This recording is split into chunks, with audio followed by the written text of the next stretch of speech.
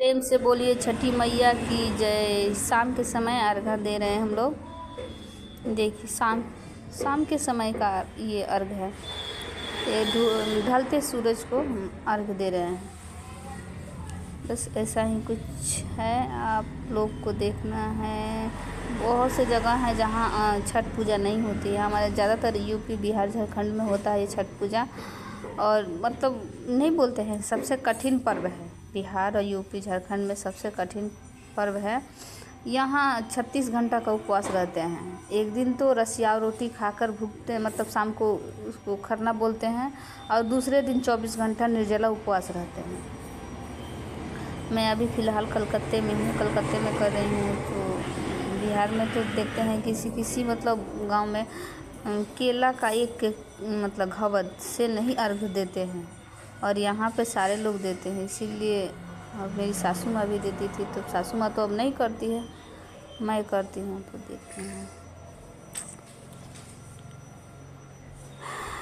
बहुत अच्छा लगता है मुझे।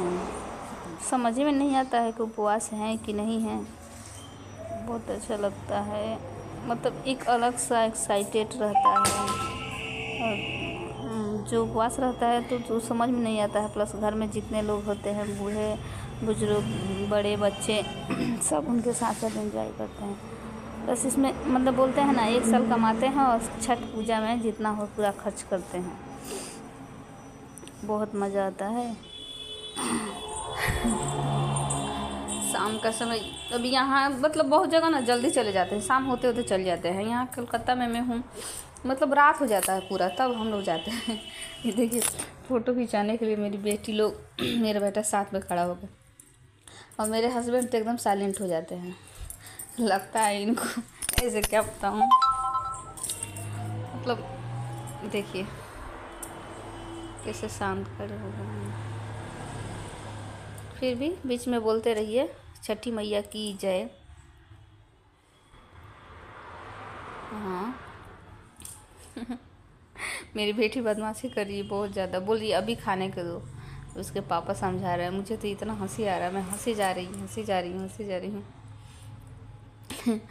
वो हमसे बोल रहे हैं कि इसको समझाने पर भी असर नहीं हो रहा है। बोल रहे हैं मेरे हस्बैंड देखो इसको समझा रहे, तो बोले नहीं, ये कोसी भरने का रस्म चल रहा है। आंगन में कोसी भरते हैं।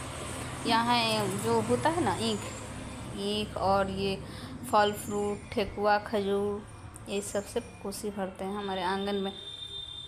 ये अक्सर आंगन में ही ये कोसी भराई का रस्म मतलब होता है।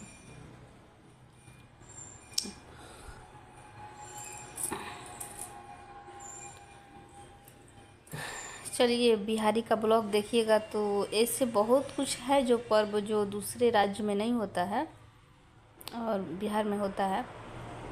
तो अब हमारे चैनल को सब्सक्राइब कर लीजिए, ताकि आप, ये मेरी मम्मी है, इनका तबीयत ख़राब है, इनका एक्सीडेंट हो गया था तो हाथ टूट गया है, इसीलिए कुछ नहीं कर पा रही, सिर्फ बैठी है चुपचाप। देख रहे हैं ना इनका फेस भी कितना मायूस लग रहा है। अब किसी को दर्द तकलीफ़ होता है तो कुछ करने का भी मन नहीं करता है ना, चाहे पूजा पाठ हो या कोई खुशियाँ का मौका हो। तकलीफ़ में इंसान कुछ नहीं कर पाता है। ये पूजा होने के बाद मैं मतलब मम्मी बोल रही कि चारों बगल सिंदूर लगा दो, टिक दो। ये बस हम लोग फिर से सुबह आ चुके हैं। ये सुबह कार का दे रहे हैं हम लोग। लेकिन कुछ भी बोलिए, सुबह मतलब एक अलग ही एक्साइटेड होता है। मतलब जो उपवास रहता है तो उन लोग का तो अलग बात होता है, लेकिन हाँ बच्चों लोग का तो सबसे ज़्यादा मेन बात है ये है। अब अर्घा देने के बाद से हम लोग सिंदूर लगाते हैं, मतलब बोलते हैं ना सुहाग बांटना, सॉरी सुहाग दान करना, वही मतलब एक दूसरे को लगाते हैं। हम लोग तो आरती कर लिए हैं, आगे हवन भी हो गए हैं।